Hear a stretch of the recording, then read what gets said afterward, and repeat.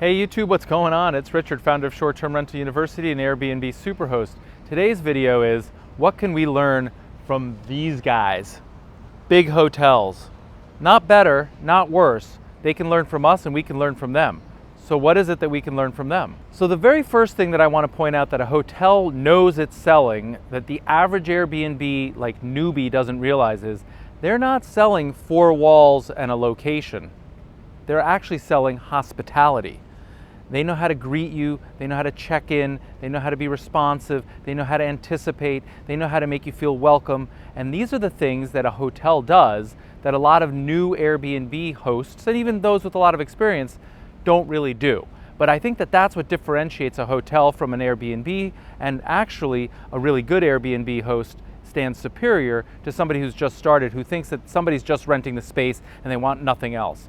And that's not generally true. They want the space, they want the location, but they want to feel warm, welcome, invited, personal, right? Like, that's a huge advantage that us Airbnb hosts have versus this huge hotel behind me. They've got hundreds of rooms and thousands of guests, maybe even hundreds of thousands of guests a year.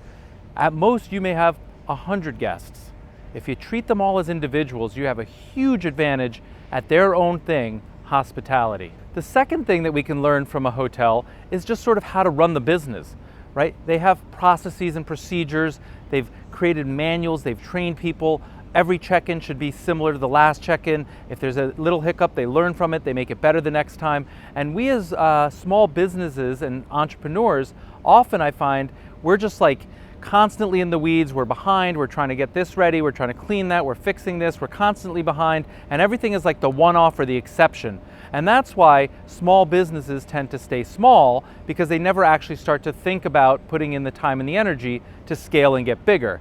Now these big boys, that's what they do really well. And so what we can start to do is think of ourselves not as a small business owner that's just doing everything ourselves, whether you clean and repair or whatever. You can do all that, but start to think about documenting what it is that you do, when you do it, how you do it, and you could start to train somebody. Maybe it's your spouse, maybe it's an employee, maybe it's your child. But as soon as you start to put in place processes and procedures, test them, train people on them, see if they work, now you've got something that's sustainable and repeatable, much like they do, and that'll help you scale and get to your second place or your third place.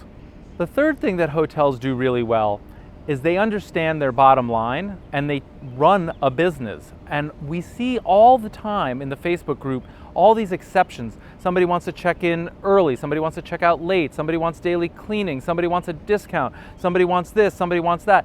That's not hosting and that's not hospitality. That's somebody trying to perhaps take advantage of you. Now, if you can accommodate it and it's no big deal, all the power to you, go for it. I mean, that could make a great experience and a great review, and that's wonderful.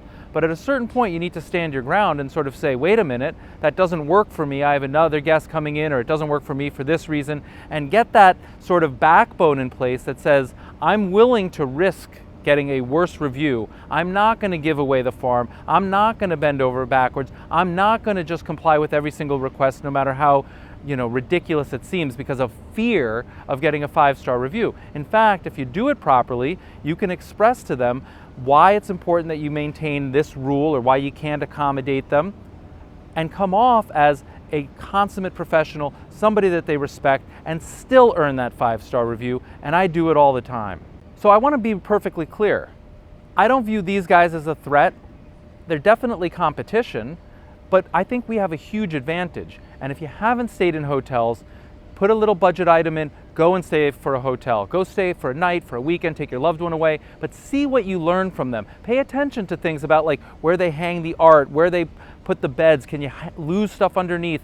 Pay attention to the check-in process, just experience it yourself, because then you can start to see what the other opportunity is. Somebody could book you or they could stay there. What do they get for staying at the Hilton or the Sheraton or the Marriott? What do they get from you? I personally think we Airbnb hosts are a much bigger threat to the big hotels than vice versa. And that's why they're starting to do all these hybrid models, and they're all rolling out these millennial is what they call them, hotels and opportunities. So they view us as a huge threat. And you know why? Because we're personal, we're small, we're fast to react, we can really create an experience, we can do all sorts of things that they can't do. We're nimble, we're small, but we have to be smart and intelligent and business people and professional and keep the guests first. If you do that, we win.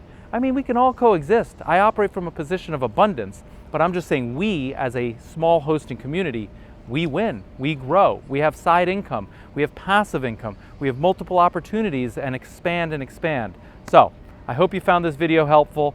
Please go ahead and like it and subscribe to the channel. And with that, I'm gonna go see my girlfriend, Charles. Show them who I found over here. Check this out. I mean, isn't she lovely? Great swimmer, beautiful. I mean, look at this. It's a match made in heaven, don't you think, Charles?